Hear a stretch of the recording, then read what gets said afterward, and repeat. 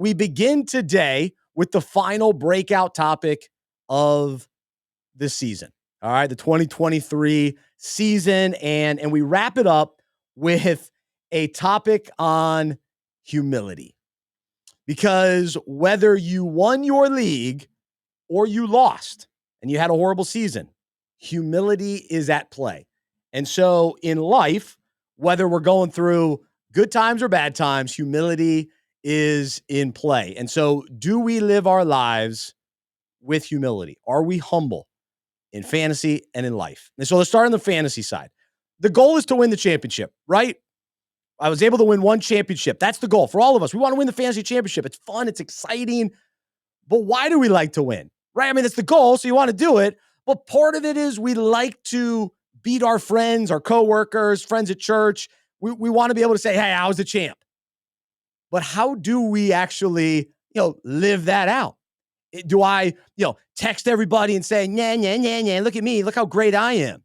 Well, no, nobody likes that guy, right? We want to be able to win with humility. We say, yeah, I won. I set out to win, and that's what I did. Act like you've been there before, right? And so it's fun to, you don't need the false humility, right? That's a whole nother topic. But yeah, I won. I'm excited about it. I'm happy about it. But as we know, fantasy football, there's a lot of luck. You got to have good health with your players, and you got to hit on some of those lineup, decisions. But ultimately, yeah, there is skill. There is a certain level of talent when it comes to being a great fantasy manager that does come into play in order to win a championship. And so that all factors in, but it still is an opportunity for us, especially as followers of Jesus, even in fantasy victory, to do so with humility, to be humble about it, to say, yeah, I won. But the challenge for all of us is the pride and the arrogance. When things go well, when our fantasy team wins, that wants to rear its ugly head, so to speak, right? It's like, oh man, I'm awesome. Look how great I am. I won at fantasy. And then we have to remind ourselves, wait, time out. I didn't put on any cleats. I didn't catch any passes. I didn't throw any game-winning touchdowns. I am a virtual gridiron champion. And that's cool. It's great. I beat my friends. But let's be humble about it. The other side of this, from a fantasy perspective, is we are humbled by fantasy football because the chances are you didn't go undefeated. Nobody goes undefeated in fantasy, regular season all the way to the championship. It's so rare. It's such a rare feat, just like in the NFL. Like, it's so hard to go undefeated. So you still lost. You were still humbled throughout the year. And even when you thought your team was rolling, somebody goes down, injury. You could have started an unbelievable starting lineup in week 17, and you were humbled because somebody got hurt, somebody went down, somebody didn't live up to expectations, and you were humbled even in the championship game. Not to mention all of the teams that lost, too many games to even make the playoffs in their fantasy leagues. And so those guys were humbled as well. And so humility is a part of the process in fantasy football. We will either be humbled or we will have the opportunity to show humility in victory. And so in life, we know that we want to be around people who are humble. Those are the best kind of people. Genuine humility from people are the people that I love being around. Because once I start hanging around the arrogant, prideful guys, it gets difficult. It's hard to be around those guys where it's all about them. It's a show off. It's, hey, look at me, look at me, look at me. And so it's hard to be in a league with those guys because you never want that guy to win the league in fantasy. And then in life, it gets old too. But each of us has that tension. When things go well in life, will we choose pride and arrogance and pointing to ourselves and how great we are? Or do we choose to live with an understanding that every good gift is from God, that in light of who he is, we absolutely must live with humility, to know that everything we have is from him, that we need him for our next breath, our next heartbeat. Like, we have to get back to that, like the ground level. That's where humility starts, is an acknowledgement that God woke me up today. And I'm doing the show because God's given me the ability to put my thoughts and my words together, right? And for you to be able to hear this with your ears, with your eyes, to see it. Like, God allows all that. So we have to get back to that point.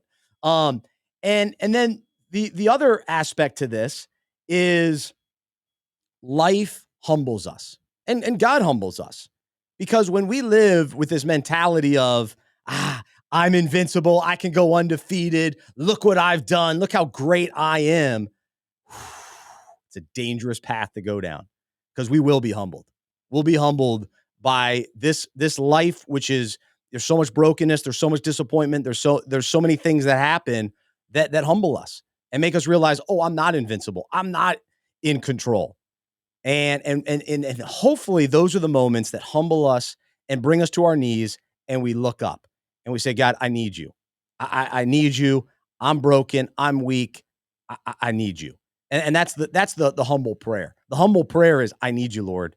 And so humility is required for us when we initially surrender our lives to Jesus, to say, I can't save myself. I'm a sinful man. I need your grace. I need your forgiveness. I need your salvation. I'm totally dependent on him, Jesus. I'm not dependent on myself, because there's no way I could be good enough.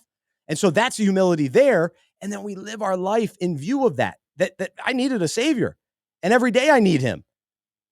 One, just to breathe and to walk and to think and to live, but also just to continue to move forward. And whatever we're pursuing, whatever God has led us to do for our careers and our families, we need him. And so in humility, God, I need your strength. God, I need your wisdom. It's all about this heart posture of humility. And so when it comes to the opposite of that, which is pride and arrogance and everything else, and the self-dependence, we look to Proverbs 11:2. This is the warning. This is the amplified version. When pride comes, boiling up with an arrogant attitude of self-importance, then come dishonor and shame. But with the humble, the teachable, who have been chiseled by trial and who have learned to walk humbly with God, there is wisdom and soundness of mind. So that's the benefit of humility, and then the danger of pride. And so Jesus says in Luke 14:11, for those who exalt themselves will be humbled, and those who humble themselves will be exalted. And then Philippians 2:13 says, for it is not your strength, but it is God who is effectively at work in you, both to will and to work. That is strengthening, energizing, and creating in you the longing and the ability to fulfill your purpose for his good pleasure. It's about him. It's about what he's doing in us and through us. And so we humbly walk with him. We humbly seek him. We humbly surrender to him. And so that's the choice that we have each day, to operate in pride. I got this. It's up to me. Look what I've done. Or in humility. God, I need you. God, it's all about you. God, I need your grace and your love today. Let that drive me. And so we'll go two more verses. Proverbs 22:4, the reward of humility, that is having a realistic view of one's importance, and the reverent, worshipful fear of the Lord, is riches, honor, and life. So that's the reward of humility. And then Psalm 25:9, he leads the humble in what is right and teaches the humble his way. So if we want to go the right way, if we want to remain on the right path, it's with humility. The humble people, that's who he leads. And so he'll show us what is right, because we're looking to him. We're trusting him. We're trusting that his way is best, that I don't know the best way. I'm trusting you, Lord. I'm relying on your word. I can't do this on my own. So the sooner we acknowledge that, the sooner we get to the end of ourselves, and even then we can actually experience, God's power and his work, and it comes from a place of humility. And then when things are going well, when God is blessing us, it's receiving it with humility and saying, yeah, God gave me these blessings. How can I use them to honor and glorify him? There's cool things that are happening. How do I point it back to him? That's the opportunity that we have then in humility. And then we know that life is going to humble us. Circumstances, the losing seasons, the tough fantasy seasons humble us and realize, yeah, all right, I got to get better. Things are out of my control. And the same thing in life. Life humbles us, and tough circumstances humble us. And so the ultimate question for us as fantasy managers, if you were humbled this year, are you going to give up on fantasy? Say, nah, I'm not playing anymore. I give up. And same thing in life. I've been humbled so much. Life is too hard. I give up. No. We continue to persevere. We continue to come back. We continue to grow. We continue to keep our eyes fixed on Jesus, and we look to him. And so I hope that's encouraging as we start this year. So often this time of year, we get excited about the possibilities of this year, right? We're going to chase success and blessing and all that kind of stuff, which is okay, cool. Yeah, it's good. But is it from a humble place? Is it with humility that we're going to pursue ultimately what God wants us to pursue? That we are following his path, his plan. We're seeking his will, his glory, his honor, or is this all about me? And so again, the pride, the humility, it's a daily battle.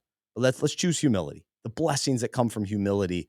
And ultimately, when we really realize how desperate we are for him, how we need him for every breath, it's a heart of humility. That's what it results in.